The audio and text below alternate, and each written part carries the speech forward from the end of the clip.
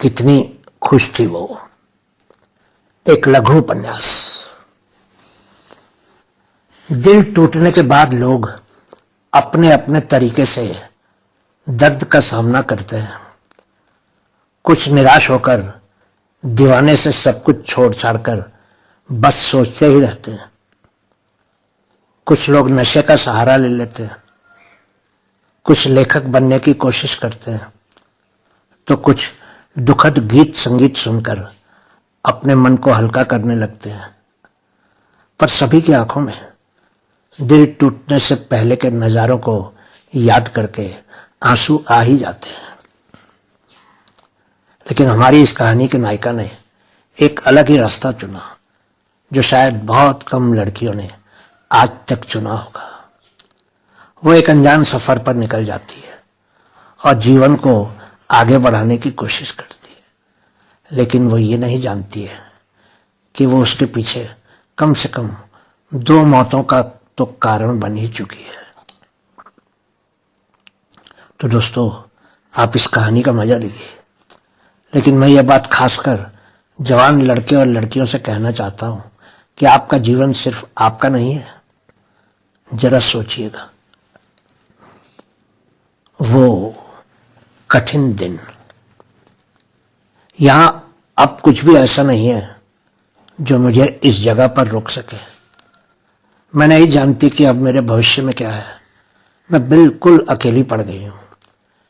मुझे नहीं पता कि मुझे क्या करना है, और क्योंकि दिमाग में इतने प्रश्न और विचार हैं कि सब आपस में उलझ गए हैं और मैं गहरे असमंजस में हूं। मुझे लगता है कि मुझे यहां से भाग जाना चाहिए।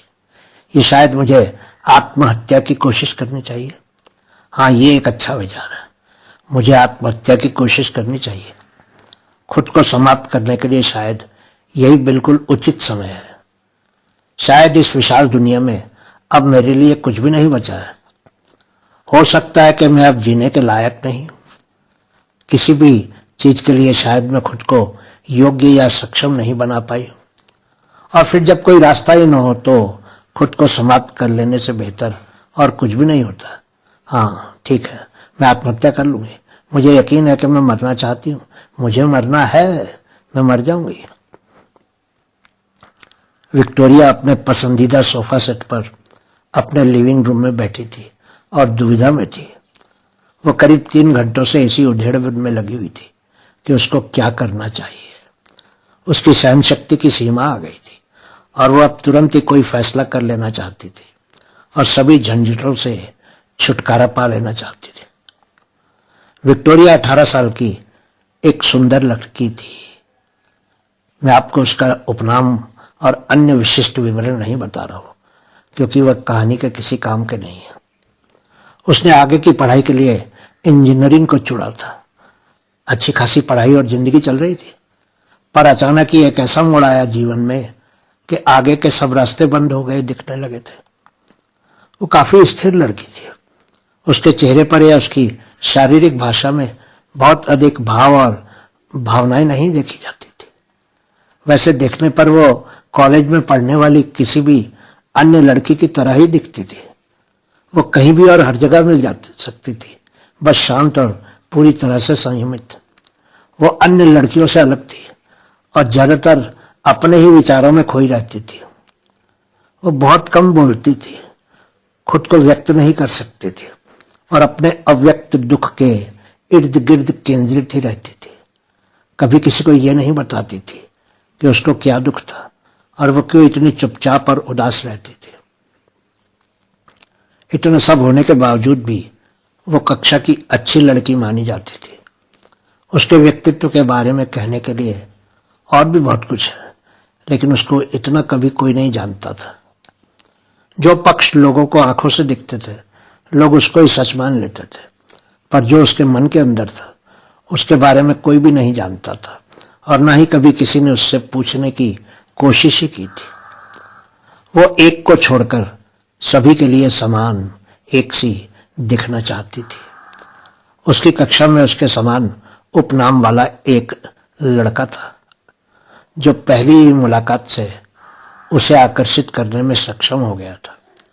नहीं, वो मुलाकात भी नहीं थी, वो बस उसकी ओर आकर्षित हो गई थी, क्योंकि उस लड़के में कुछ ऐसा आकर्षण था जिसके सामने वो समर्पित हो गई थी। हालांकि दिल के किसी कोने में वो जानती थी कि वो लड़का उसको प्यार करेगा, उसकी प्रशंसा करेगा, उसकी उपासना करेगा, उसको बनाएगा, उसको सजाएगा, उसको संवारेगा और फिर उसको तोड़ देगा। हालांकि वो जानती थी कि वो लड़का भी अन्य लड़कों की तरह ही था और शायद में अंत में उसको ही धोखा खाना पड़ेगा, लेकिन फिर भी उसने उससे दोस्ती कर ही दी थी और हर दिन उससे मिलने लगी थी। दोनों ने एक दूसरे को अपने फोन नंबर दे दिए थे और एक दूसरे को दिन में कई कई बार मैसेज भी करने लगे थे। उन दोनों को देखकर ही अब कोई कह सकता था कि उनमें अच्छी दोस्ती हो गई थी। फिर भी वो ना जाने क्यों घबराई से ही रहती थी और उसके जाने के बाद फिर से चुप और गुमसुम हो जाती थी। सपने देखने लगी। दिन गुजरते रहे और वो उससे बात करती रही। वो उससे बातचीत आमने सामने तो करती ही थी, पर फोन पर भी घंटों बातें करती थी। वो उसके हाथों को उन I love you message type करते हुए महसूस करती थी। वो अपने घर में उसकी कल्पना करती थी। कुछ दिन के बाद तो यूं हो गया कि वो अकेले में दिन के समय में भी उसके सपने देखने लगी। कभी कभी वो सचमुच उसे अपने घर में, उसको अपने बगल में बैठे हुए देख सकती थी। सब कुछ बहुत जल्दी जल्दी और बहुत ज्यादा होने लगा था और उस पर तो जैसे कोई नशा ही तारी हो गया था। वो इतना प्यार, लगाव, जुनून या जो कुछ भी था, वो उसको कभी सोचो कि असीमित गहराई में ले जाता था और कभी बहुत ऊंचाइयों पर ले जाता था। विक्टोरिया को उस लड़के की आदत सी ही हो गई थी, या यूं कहें कि वो लड़का उसकी लत बन गया था। ये लत इस हद तक बढ़ गई कि उसने उसे हर चीज में सबसे पहले रखना शुरू कर दिया। उसके सपने, उसका करियर, उसकी पढ़ाई, यहां तक कि उसका स्वाभिमान, परिवार, दोस्त और सचमुच सब कुछ उस लड़के और उसके प्यार की तुलना में पीछे छूटने लगा। वो उसकी इतनी दीवानी हो गई थी कि अब उसने उस लड़के के दिमाग से ही सोचना शुरू कर दिया था और जो कुछ भी वो कहता था वो हंसकर कर देती थी। वो उसको खुश रखने के लिए हर मुमकिन कोशिश करने लगी थी। यूं भी कह सकते हैं कि विक्टोरिया पर एक तरह का जुनून आ गया था। वो कभी कभी अपने बेडरूम में खुद के फोन से खींची गई अपनी नंगी तस्वीरें भी उस लड़के को भेज देती थी, पर वो मन में सोचती थी कि काश वो लड़का उन नंगी तस्वीरों का महत्व समझ सकता। वो अपने पूरे शरीर की तस्वीरें नहीं भेज रही थी, अंगों को पूरा न दिखाकर कुछ इस तरह से चित्र खींचती थी कि किसी भी अंग के थोड़े से भाग को देखकर कोई भी कहता कि वो नंगी तस्वीरें थी। लेकिन वो छोटी छोटी पासपोर्ट साइज की तस्वीरें भेजती थी। उदाहरण के लिए कभी भी वो अपनी ड्रेस को ऊपर सरकाकर टांगों का कुछ हिस्सा उसको फोटो में भेज देती थी, या फिर शर्ट के गले वाले भाग को थोड़ा सा नीचे सरकाकर अपने स्तनों के ऊपर के भाग के चित्र भेज देती थी। वो अपने हिस्से भेज रही थी जो शायद उसे कभी वापस नहीं मिलने वाले थे। वो अपनी अंतर्दृष्टि और अपना दृष्टिकोण भेज रही थी। वो अपने गहरे रहस्य भेज रही थी जो वो भी नहीं जानती थी। वो अपनी शांति, अपनी खुशी, अपनी सोचे, अपनी स्थिरता भेज रही थी जिसे उसने काफी हद तक हटा दिया था। तस्वीरें पाने के बाद उस लड़के ने जवाब दिया था, क्या तुम पागल हो? मैं सिर्फ तुम्हारी परीक्षा ले रहा था। तुम्हें अपनी तस्वीरें इस तरह किसी को नहीं भेजनी चाहिए। कोई भी इनसे गलत फायदा उठा सकता है। लेकिन ये सिर्फ विक्टोरिया ही जानती थी कि वो लड़का उसके लिए कोई नहीं था। काश वो समझ सकता कि विक्टोरिया के लिए सबसे ऊपर था और उस स्थान को कोई भी नहीं ले सकता था। शायद विक्टोरिया खुद भी नहीं जानती थी कि उसका क्या परिणाम हो सकता था। उसने ऐसा क्यों किया था? वो अपने परिवार को साबित करना चाहती थी? नहीं, वो साबित करना चाहती थी कि वो साहसी और खूबसूरत थी। लेकिन नहीं, उसने ऐसा केवल इसलिए किया क्योंकि उसने सोचा था कि वो लड़का भी ऐसा चाहता था, क्योंकि वह कभी मजाक मजाक में और बातों बातों में उसको कुछ अंग दिखाने को कहता था, पर वह नहीं जानती थी कि उसे कैसे इनकार करे। अगली मुलाकात में उस लड़के ने कहा, मैंने तो तुमसे मजाक में ही अंग दिखाने को कहा था, पर तुमने तो सच में ही। मैं ये नहीं चाहता था। साफ था कि वह ग्लानि महसूस कर रहा था। विक्टोरिया ने मुस्कुराकर कहा, तो अब तुम्हारी सजा यह है कि तुम मेरे लिए 5 5 स्टार चॉकलेट लेकर आओ। हाँ, यही वह सजा थी जो उसने उस लड़के को दे दी थी। वह उसके लिए 5 5 स्टार चॉकलेट लाने वाला था, बस इतना ही। उस लड़के ने 5 5 स्टार चॉकलेट लाकर दी थी, लेकिन 1 महीने के बाद और विक्टोरिया के बार बार याद दिलाने के बाद। बाद में विक्टोरिया को महसूस हुआ कि उसको इस तरह उससे किसी चीज की मांग नहीं करनी चाहिए थी। उस घटना से वह बहुत अशांत हो गई थी। उस घटना के बाद लड़का उससे कुछ कम कम मिलने लगा और फिर ऐसा लगने लगा कि उनमें एक प्रकार का तनाव होने लगा था। अब जब भी वो मिलते थे, विक्टोरिया शिकायतें करती थी और गुस्सा दिखाती थी। धीरे धीरे दोनों में कई बातों पर बहस होने लगी, शायद कुछ ज्यादा ही नजदीकियां हो जाने के कारण। अलगाव की ओर। विक्टोरिया ने उस लड़के पर कुछ ज्यादा ही अधिकार जमाना शुरू कर दिया था, इसलिए वो भी खिन्न रहने लगा था और दोनों में तनाव और भी बढ़ने लगा था। कुछ दिन तो दोनों में सिर्फ थोड़ी सी बहस होती थी, पर कुछ दिनों के बाद बात बढ़ने लगी। धीरे धीरे उनमें बात बात पर झगड़े होने लगे, लेकिन फिर भी वो चाहती थी कि वो लड़का उसके जीवन में हमेशा के लिए ही रहे। वो उसके साथ रहना चाहती थी।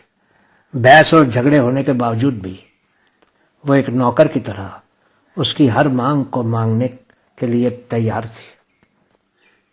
उस लड़के की सभी आलोचनात्मक टिप्पणियों, मैं तुमको देखना भी नहीं चाहता, मुझे तुम्हारे चेहरे से नफरत है, मुझे अपने मैसेजों से परेशान मत किया करो, क्या तुम्हारे पास बात करने के लिए कोई और नहीं है, क्यों नहीं छोड़ देती हो मेरा पीछा, क्या तुमको समझ नहीं आता है कि मैं तुमसे प्यार नहीं करता, मैं किसी और से प्यार करता हूं। बस तुम चली जाओ, मेरे पास मत आओ। और ना जाने और भी कई बुरे शब्द के बाद वो उसको छोड़ने को तैयार नहीं थी। फिर भी वो सोच रही थी कि उस लड़के के अगले जन्म पर उसे क्या उपहार दिया जाए। बहुत खूब, वो अभी भी उसके लिए सोच रही थी। वो इतनी मूर्ख हो गई थी कि ये पता नहीं लगा सकती थी कि कैसे मैं तुमसे प्यार करता हूं इतनी आसानी से। मैं तुम्हारा चेहरा भी नहीं देखना चाहता हूं, मैं बदल सकता था। बस यही सोच सोच कर वो पागल सी ही होने लगी थी। वो हमेशा अलग थी, बल्कि असामान्य थी, लेकिन इस दुखद प्रेम कहानी के बाद वो वास्तव में असामान्य हो गई। वो पहली बार अपना दिल टूटने से उबर नहीं पाई। उस लड़के के बिना उसको अपना जीवन व्यर्थ लगने लगा था और वो जीवन को अंत करने की कोशिशें करने लगी थी, लेकिन हर बार ही असफल रही। उसने अपने बाथरूम में साबुन और शैम्पू खाने की कोशिश की और खुद को गंभीर रूप से बीमार कर लिया। उसने अपने घर की सारी दवाइयां खाने की कोशिश की, लेकिन नतीजा वही रहा कि वो फिर से बच गई। उसने बेनाड्रिल पीने की कोशिश की, क्योंकि उसने कहीं पढ़ा था कि वो दवाई काम कर सकती थी, लेकिन इससे उसकी आंखें लाल होकर सूज गई, सिर दर्द और बेचैनी हो गई, और कुछ नहीं हुआ। वो उसको कॉलेज में रोज दिखाई देता था, पर वो किसी और लड़की के साथ होता था।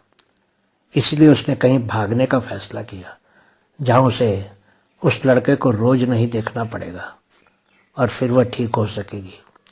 या हो सकता है कि वह हर चीज से दूर भागना चाहती थी। वो जीवन से तंग आ गई थी। वह एक नए स्थान की यात्रा करना चाहती थी और नई चुनौतियों की तलाश में नए लोगों से मिलना चाहती थी। घर से पलायन। एक शाम वह कॉलेज से अपने घर नहीं लौटी। उसको उस शाम को रेलवे स्टेशन पर जो पहली ट्रेन दिखी वो उसमें चढ़ गई और दरवाजे के पास फर्श पर ही बैठ गई। उसने यात्रा के लिए टिकट भी नहीं खरीदा था। वो नहीं जानती थी कि वो ट्रेन कहाँ जा रही थी और वो खुद कहाँ जा रही थी। उसने खुद को अज्ञात भविष्य के हवाले कर दिया था। वो ट्रेन में शाम के 6 बजे चढ़ी थी। मध्य रात्रि के बाद जब ट्रेन करीब 1 बजे एक स्टेशन पर रुकी तो वो उस स्टेशन पर नीचे उतर गई। वो हैरान थी कि उसकी यात्रा के दौरान किसी ने भी उससे टिकट नहीं मांगा था और उसको कोई सजा नहीं दी गई, क्योंकि बिना टिकट यात्रा करना दंडनीय था।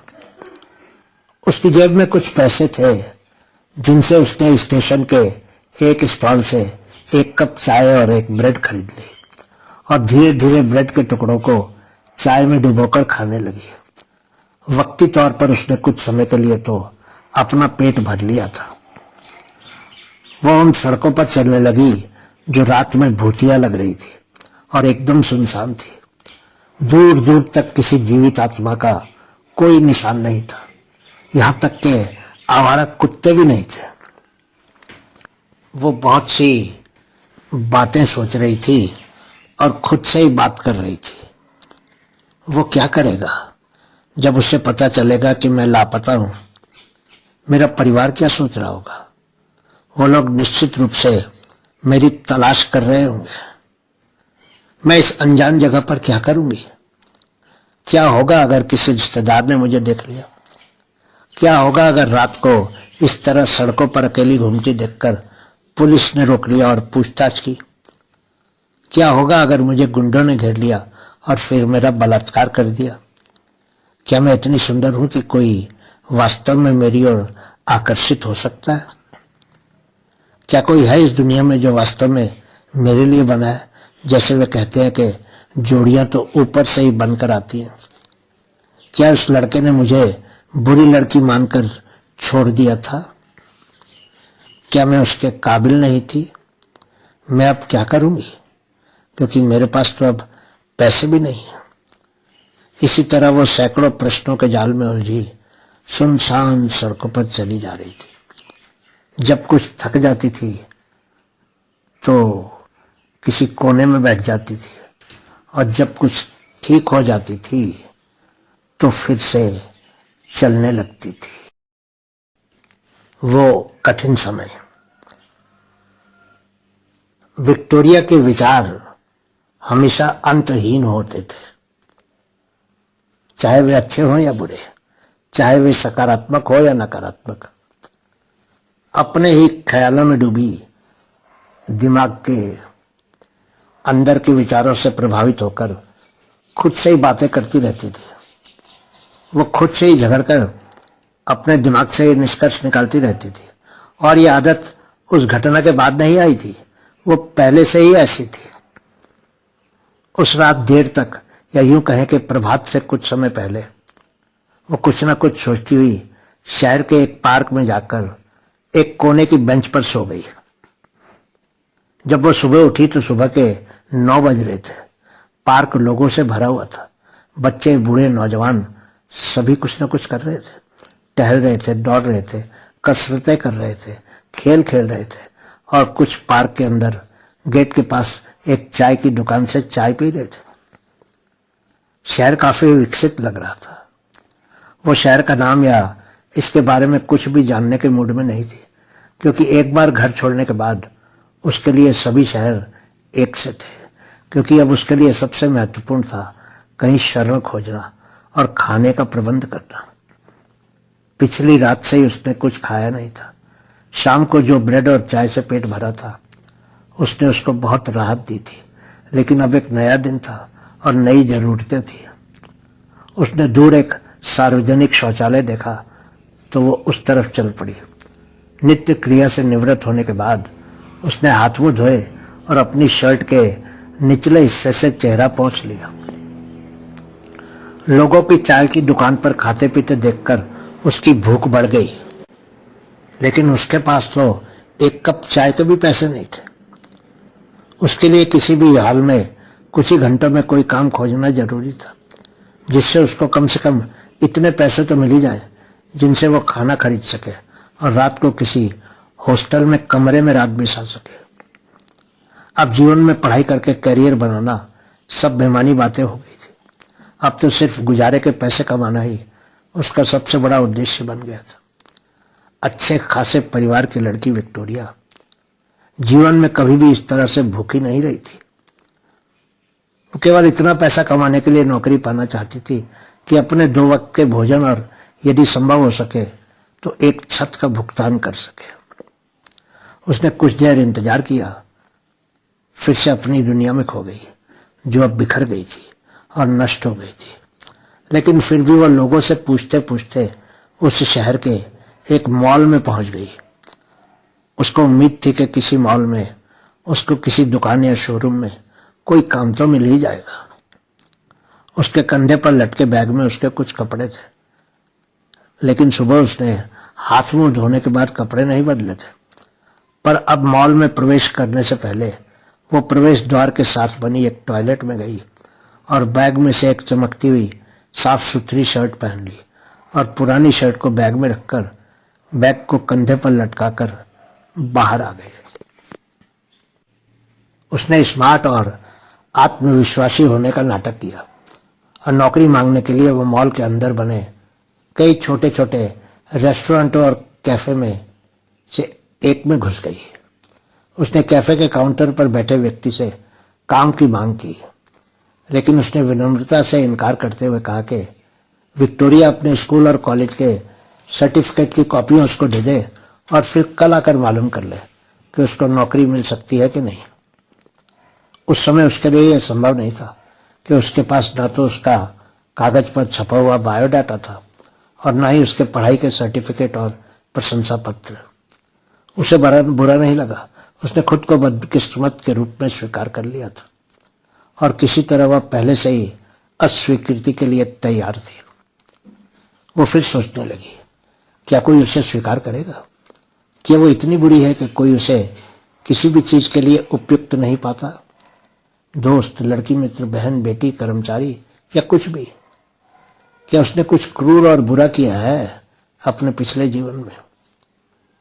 उसे अपने गलत कामों का परिणाम मिल रहा था या लोगों को उसके घर से भाग जाने के साहसिक कार्य के बारे में पता चल गया था? वो कैफे वाले ने उसको देखकर क्या सोचा होगा? कक्षा के अन्य साथी क्या सोच रहे होंगे? उसकी माँ क्या सोच रही होगी? रो रही होगी? और उसकी बहन और उसके पिता और अन्य रिश्तेदारों को भी पता चल गया होगा। बस इसी तरह के विचारों में उलझी वो उस कैफे से बाहर जाने लगी। चलते चलते वो रास्ते में एक चर्च के सामने रुक गई। वो चर्च के अंदर गई और प्रार्थना करने लगी, प्रभु, मैं अब भी उसको बहुत प्यार करती हूँ। कुछ ऐसा कर दीजिए कि मुझे उसके साथ एक जीवन बिताने का मौका मिल जाए। अगर इस जीवन में यह संभव नहीं है तो अगले जीवन में मेरी ये इच्छा पूरी कर दीजिएगा।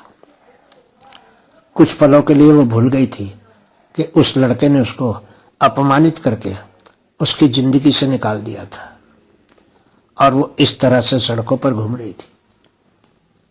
एक पल के लिए वो ये भी भूल गई कि उसको भूख लगी थी और उसको जल्दी से जल्दी कोई काम शुरू करना था जिससे रोटी के लिए पैसे मिल पाते। काम की तलाश। कुछ देर के बाद उसने मुख्य सड़क पर ही एक बड़े से कैफे को देखा। वो उस कैफे के सामने रुक गई और फिर कुछ सोचकर कैफे के मुख्य दरवाजे की तरफ चल दी। दरवाजे पर एक कागज चिपका हुआ था और उस पर लिखा था, एक वेटर की तुरंत जरूरत है, अंदर आकर अभी ही काउंटर पर पूछताछ कीजिए। हालांकि वो वास्तव में दुनिया को नहीं देख रही थी। किसी ने कहा था, इंसान को हमेशा वही मिलता है जिसकी उसे आवश्यकता होती है। केवल तभी जब वह समझ गई कि वह बदकिस्मत नहीं थी और भगवान अभी भी उससे प्यार करते थे। उसने फिर से उन शब्दों को पढ़ा और फिर उस कैफे के अंदर चली गई। उसको अचानक ये महसूस हुआ कि भगवान ने उसकी प्रार्थना तुरंत ही सुन ली थी।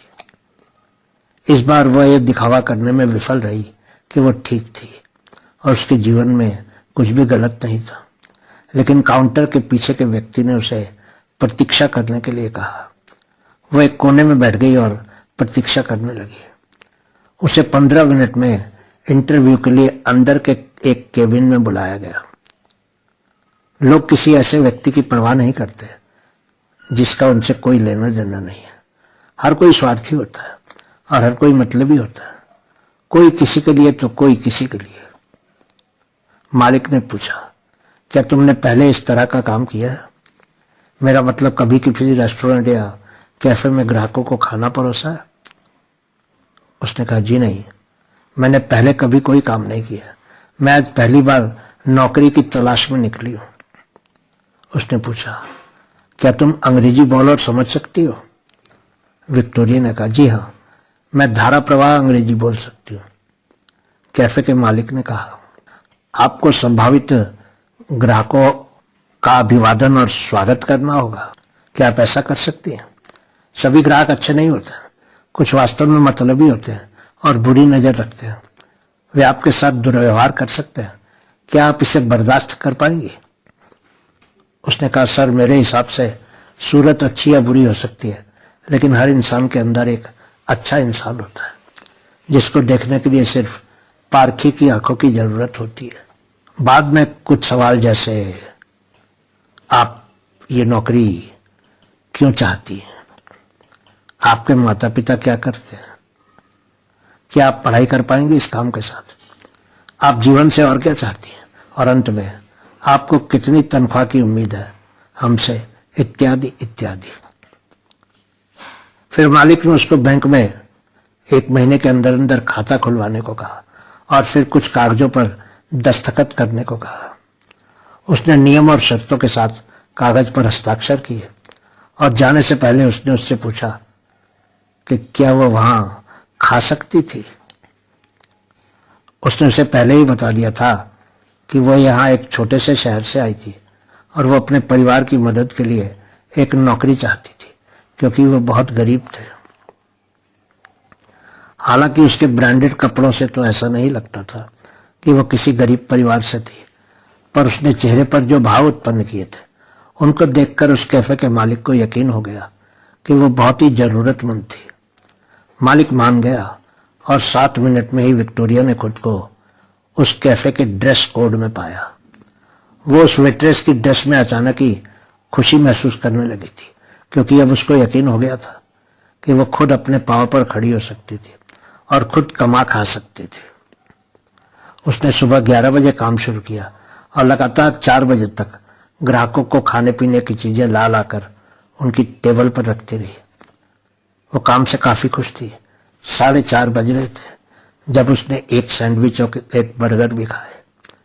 वो कुछ ही मिनटों में दोनों चीजों को खा गई थी क्योंकि उसने पिछली रात से ही कुछ नहीं खाया था। उसने ना तो स्वाद पर ध्यान दिया और ना ही उस सैंडविच के अंदर क्या था, क्योंकि भूख मिटाना सबसे जरूरी था उस समय। खाने के बाद उसके चेहरे पर एक संतोष की मुस्कान आ गई। कुछ राहत। रात में उसने कैफे की ड्रेस उतारकर ड्रेसिंग रूम में रख दी और अपनी जीन्स और शर्ट पहन ली और पार्क में चली गई क्योंकि उसके पास जाने के लिए कोई जगह नहीं थी। वो घास पर बैठ गई, ठंड को नजरअंदाज करते हुए, और सोचने लगी कि उसका पूर्व प्रेमी क्या कर रहा होगा या क्या सोच रहा होगा। उसने उस लड़की के बारे में भी सोचा जिससे वो प्यार करता था। वो सोच रही थी कि क्या उस लड़की ने उसका प्रस्ताव स्वीकार कर लिया था? क्या वे एक दूसरे से खुश थे? क्या वो लड़की सच में उससे प्यार करती थी? क्या वो विक्टोरिया से ज्यादा प्यार करती थी? परंतु अब उन बातों का कोई महत्व नहीं था क्योंकि वो सब बीत चुका था। लेकिन वो सोचने लगी कि क्या उसके लेकिन वह सोचने लगी कि क्या उसने मालिक से झूठ बोलकर गलत किया था? क्या उसे इसकी सजा मिलेगी? क्या भगवान अब उसे सजा देंगे? उसे अपना खाता खोलने के लिए बैंक जाना पड़ा। भगवान का शुक्र है वो 18 वर्ष की थी और उसके पास उसके कॉलेज का पहचान पत्र था। वो 0 बैलेंस के साथ बैंक में खाता खोल सकती थी। अगले 3 दिनों तक वो उस पार्क में सोती थी और हर सुबह उस पार्क से कैफे जाती थी। आखिरकार चौथे दिन उसने एक युवा लड़की से पूछा जो उस कैफे की सफाई करने के लिए आती थी, क्या वो उसके साथ नहाने धोने के लिए उसके घर जा सकती थी। कैफे में साफ सफाई करने वाली वो लड़की अपनी माँ के साथ झुग्गी बस्ती में रहती थी। वो सफाई करने वाली लड़की मान गई और विक्टोरिया को अपने साथ अपने घर ले गई। शुक्र है कि विक्टोरिया को 3 दिन के बाद नहाने का मौका मिला और लड़की ने उसके लिए आंतरिक कपड़ों का भी इंतजाम कर दिया। गरीबों के पास ज्यादा बड़े दिल हैं क्योंकि उनके पास खोने के लिए कुछ नहीं होता। वो 1 महीने तक वहां रहने में कामयाब रही। हालांकि वो कैफे में या पार्क में या शहर के बाहरी इलाके में भी कहीं और भी रहती थी। वो सोचती थी अगर वो भी एक गरीब परिवार में ही पैदा हुई होती तो क्या होता, क्या वो कभी उस लड़के से मिल पाती। वो सोचती थी कि क्या वो लड़का उसको ढूंढने की कोशिश करेगा और क्या वो उसको ढूंढ पाएगा। क्या ऐसे गरीब लोगों को कभी प्यार होता है? क्या उनका कोई सपना होता है? क्या उन गरीब लोगों का जीवन उससे सरल है? वे गरीब लोग उसके बारे में क्या सोचते होंगे? उसके मन में बार बार ऐसे ही न जाने कितने ही अजीब अजीब विचार आते जाते रहते थे। फिर अनजान रास्ता। उसने उस कैफे में लगभग 5 महीने तक काम किया और फरवरी में अपने जन्मदिन पर उस जगह को छोड़ने का फैसला किया। वो सोच रही थी कि वह उस लड़के के जन्मदिन को कभी नहीं भूलेगी। वास्तव में वो उसके बारे में कुछ भी नहीं भूलेगी। वो कभी नहीं भूलेगी कि उसके पहले चुंबन पर उसकी आंखें कैसे झिलमिला रही थी और जब उसने कॉलेज में चॉकलेट मांगी थी तो उसकी आंखें कैसे ठंडी हो गई थी। वो उसके होठों को कभी नहीं भूलेगी जो हर बार बात करने पर किनारों पर थोड़ा सा ऊपर को घूम जाया करते थे। वो कभी नहीं भूलेगी कि कैसे उसके होठ सीधे हो गए थे जब उसने एक दिन कॉलेज के गलियारे में उसे धक्का दे दिया था। वो उसके बालों को कभी नहीं भूलेगी जो उसके सिर पर कभी नहीं बैठे थे। उसे उसके बाल पसंद थे। उसके सिर पर सुंदर खड़े रहते थे। कैसे वो अपना दाहिना हाथ उनमें घुमाया करता था। वो उसके बाएं गाल पर के उस काले तिल को कभी नहीं भूल पाएगी। जब वे अपना दूसरा चुंबन करते हुए बात कर रहे थे तो वो उसके गालों के उन छोटे छोटे गड्ढों को कभी नहीं भूल पाएगी। वे करीब थे, बहुत करीब थे और वो चाहती थी कि वह हर समय ऐसा ही रहे। वो उसकी आवाज का स्वर, उसकी गंध, उसकी आंखों में प्रकाश और उसकी आंखों में अंधेरा, उसका चलना, लिखते समय उसका हाथ कैसे हिलता था, कैसे वो लगातार अपने पैरों को हिलाता था और कहने के बाद भी वो उसे नहीं भूलती थी। ऐसा करने के लिए उसकी आंखों का सादा गुलाबीपन, जब कक्षा में अपना सिर नीचे रखता था, जिस तरह से वो उसे दूर से देखता था और फिर जब वह पास आता था तो उसकी तरफ देखता था। उसकी पीठ में ऐंठन कैसी होती थी जब वह कक्षा में बैठे ऊब जाती थी। वो उसकी मुस्कान, उस हकलाने वाले स्वर को कभी नहीं भूल पाएगी जब वह जोर से हंसा करता था। वो उन कपड़ों को कभी नहीं भूलेगी जो उसने उन शांत मुलाकातों के दौरान पहने होते थे। वो जीवन भर साथ रहने के उसके वादे, उसकी बातें, उसकी मुस्कानें कभी नहीं भूलेगी। वो कभी नहीं भूलेगी कि जिस तरह से वो अपनी आंखों से अपना चश्मा हटा लिया करता था और फिर उन्हें पहन लिया करता था।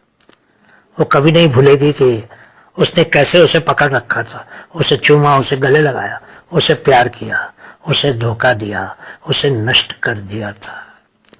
वो कभी नहीं भूलेगी कि कैसे उसने उसे हर चीज से प्यार करने वाली बनाया था और फिर उसने कैसे उसे हर चीज से नफरत करने योग्य बना दिया था।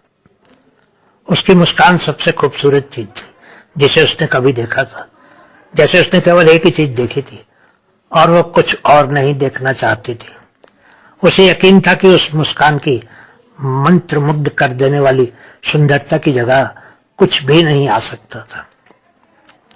उसके होठों का रंग लाल भूरे से किनारों पर गुलाबी लाल और बीच में मैरून भूरा हो जाता था जब वो उसको चूमा करता था। ओह, क्या दृश्य होता था। वो उस मुस्कान के साथ एक विश्व कोश लिख सकती थी। सुंदर। उसने अपना सामान इकट्ठा किया, जिसमें उसकी कॉलेज शर्ट, उसकी जीन्स जो उसने उस दिन पहनी थी, और कुछ कपड़े जो वह लड़कों के वर्ग से लाई थी। उसने अपना बकाया भुगतान किया और अपने सामान के साथ सीधे नाई के पास गई। अपने सामान को जल्दी जल्दी उसी कॉलेज बैग में पैक किया था जिसमें वह सामान लेकर वहां आई थी। उसने उस नाई से कहा कि वो चाहती थी कि वो नाई उसके बालों को लड़कों के बालों की तरह ही काट दे। उसने खुद को आईने में देखने की जहमत नहीं उठाई। विक्टोरिया को अतीत के वो सब शब्द याद आ रहे थे जो उसके प्रेमी लड़के ने उसको कहे थे। तुम बुरी दिखती हो, तुम मुझे पसंद नहीं हो, तुम जीवन में कुछ भी नहीं कर सकोगी, दूर हो जाओ मेरी नजरों के सामने से, मैं तुमको देखना भी नहीं चाहता। बाल कटवाने के बाद वह मॉल के टॉयलेट में गई और शर्ट उतारकर अपनी छातियों के चारों ओर एक कपड़ा कसकर बांध दिया। हाँ, वो एक लड़के की तरह दिखती थी। वो रिक्शा लेकर रेलवे स्टेशन गई और इस बार आखिरी स्टेशन का टिकट खरीदा। फिर कोई टिकट चेक करने नहीं आया। वो बीच में ही ट्रेन से उतर गई और फिर से उस जगह का नाम या उसके बारे में कुछ भी जानने में उसकी दिलचस्पी नहीं थी। इधर उधर घूमते हुए वो एक क्लब कैफे में गई और वहां वेटर से लड़के की तरह नौकरी पाने की संभावनाओं के बारे में बात की। उसने ड्रिंक का ऑर्डर दिया और पहली बार वो अकेली थी। उसने पहले कभी विस्की नहीं पी थी, पर उस दिन ना जाने क्यों उसने एक के बाद एक 4 पैक विस्की के पी लिए, शायद बचे खुचे अतीत को भुलाने के लिए। हालांकि उसे यकीन था कि वो उसे संभाल पाएगी, लेकिन वह नहीं कर सकी। उसने अपनी बेचैनी को पहचाना और जल्दी से वहां से बिना विस्की के पैसे दिए बाहर चली गई। वो भूल गई कि इस दुनिया में आपको लगभग हर चीज के लिए भुगतान करना है, और वो अपने ड्रिंक्स के लिए भुगतान करना भूल गई थी। उसने उन्हें बेतरतीब ढंग से आदेश दिया था। जाहिर है वो शराब के बारे में कुछ नहीं जानती थी। जब वो बिना पैसे दिए हुए कैफे से बाहर चली गई, ड्यूटी पर मौजूद सभी कर्मचारी उसके पीछे दौड़े और उसे पास के मंदिर के गेट पर किसी से बात करते हुए पकड़ लिया। उन्होंने उसे पकड़ लिया और उस कैफे में उसने जो पेय पिया था उसके पैसे के बारे में पूछा। वो होश से बाहर थी। बार के कर्मचारियों ने उसको बुरी तरह से पीटा और गंदी गंदी गालियां दी, ये समझकर कि वो एक लड़का थी। उसे उल्टी होने लगी और वो बार बार अपने हाथों से अपनी छाती को पकड़ रही थी। ये दुख देने वाला था। इसे पार करना, इसे अनदेखा करना या इसे स्वीकार करना उसके लिए नियंत्रण से बाहर हो रहा था। एक आदमी ने अपना हाथ उसकी कमीज के अंदर डाला और बंधा हुआ कपड़ा खोलने में सफल हो गया और उसका रहस्य खुल गया। वो लड़की थी। कार्यकर्ताओं ने उसे लड़का समझकर बुरी तरह पीटा था और उसके शरीर पर ज्ञात और अज्ञात स्थानों से बुरी तरह से खून बह रहा था। क्या पहला प्यार सच में किसी के साथ ऐसा भी करवा सकता है? वहां वो सड़क पर पड़ी थी, आधी जिंदा आधी मरी हुई। अंदर और बाहर से खून बह रहा था। उसके सपने, उसके जुनून, उसका प्यार और उसकी कृतज्ञता, उसकी अज्ञानता, सब कुछ तो उससे दूर हो गया था।